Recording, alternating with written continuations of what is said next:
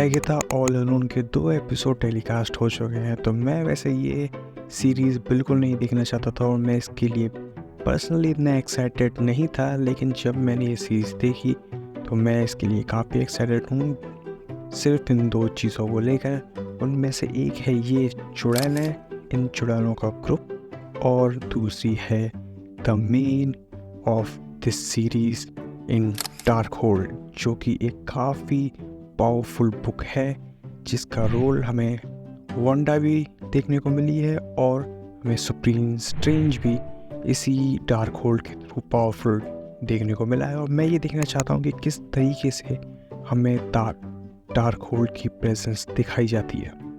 तो जैसा कि हम जानते हैं कि वांडा ने डार्क होल्ड एगेथा से ही लिया था और उसके बाद उसकी याददाश्त मिटा दी थी और उसे वहीं उसी जगह छोड़ दिया था।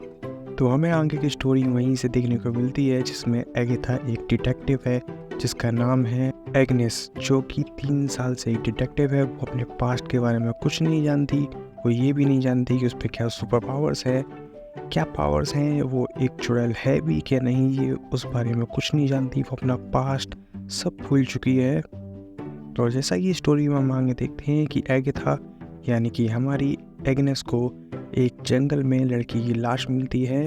हमें इसमें उसका चेहरा नहीं दिखाया गया, लेकिन इसकी हुलिया, उसके नाखूनों पे अगर हम गौर करें तो हमें ये लगता है कि ये वांडा है। और एग्नेस को वहीं पे उस बॉडी के पास एक नेकलेस मिलता है, एक अजीबोगरीब नेकलेस, जो कि वो उसे अपने पास रख लेती है। एग्नेस इस केस को आगे इन्वेस्टिगेट करती है, तब वो मिलती है इस लड़के से जो कि खुद एक विच बनना चाहता है। और ये लड़का एग्नेस के ऊपर स्कारलेट विच का जादू मंत्र वो तोड़ देता है, जिससे एग्नेस की याददाश्त वापस आ जाती है और उसे पता चलता है कि वो कौन है। और वो 3 सालों से एक डिटेक्टिव बनी हुई थी, अब वो अपनी असली याददाश्त में आ चुकी थी। अब वो अपने आप को एगेथा बुलाने लगी है। तो हम आगे देखते हैं कि एगेथा के पास अब डार्क होल्ड नहीं है, उसके पास कोई पावर्स नहीं है। तो अब वो उन्हीं पावर्स को वापस लाना चाहती है उस लड़के के थ्रू, और काफ़ी अमेजिंग चीज़ों के थ्रू वो अपनी पावर्स को किस तरीके से वापस लाती है, वही इस एपिसोड की मेन हाईलाइट हो रही है।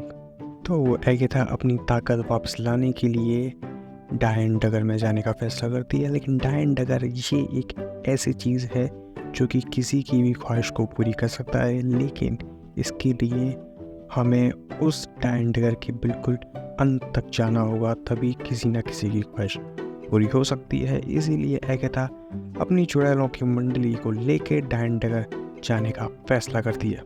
तो एगेथा जब डायन डगर में जाने के लिए अपनी चुड़ैलों की टोली को मिला रही होती है, तब हमें ये भी देखने को मिलता है कि एगेथा कितनी ही बदनाम चुड़ैल है। वो पहले भी डायन डगर में जा चुकी है और सक्सेस बाहर आ चुकी है, लेकिन देखना अब ये होगा कि इस बार भी एगेथा किसी तरीके से डायन डगर से अपनी शक्तियाँ वापस लेके आ सकती है। क्या होगा, जो कि हमें अब आगे एपिसोड में देखने को मिलेगा, जो कि मे बी मुझे काफ़ी एक्साइटमेंट लगता है, क्योंकि अब मेन हाईलाइट होगी कि डार्क होल्ड किस तरीके से वापस आएगा और कैसे एगेथा को डार्क होल्ड मिला था। तो सेकेंड एपिसोड के एंड होते ही हमें कई सवाल हमारे मन में घूमने लगते हैं कि वांडा की बॉडी उस जंगल में कैसे आई, और जो वांडा की बॉडी के पास जो पेंडेंट मिला था उससे वांडा या एगेथा का क्या लेना देना है, ये चुड़ैलों का ग्रुप इस जगह क्या कर रहा था, और ये लड़का कौन है, कहाँ से आया है, इसके बारे में भी काफ़ी सीक्रेटली रखा गया है। और वैसे मैं बता दूं, दोनों एपिसोड में इसके बारे में कुछ नहीं बताया गया, ये कहाँ से आया है, क्या नाम है, कौन है ये, कुछ नहीं। लेकिन इसके बारे में हमें एक चीज़ आपको बता देना चाहता हूँ कि ये काफ़ी पावरफुल हो सकता है, क्योंकि इसने स्कारलेट विच का जादू तोड़ दिया था और एगेथा की याददाश्त इसने वापस लाई थी। तो मे भी इसका काफ़ी मेन रोल हो सकता है, जो कि हमें आगे एपिसोड में देखने को मिलेगा।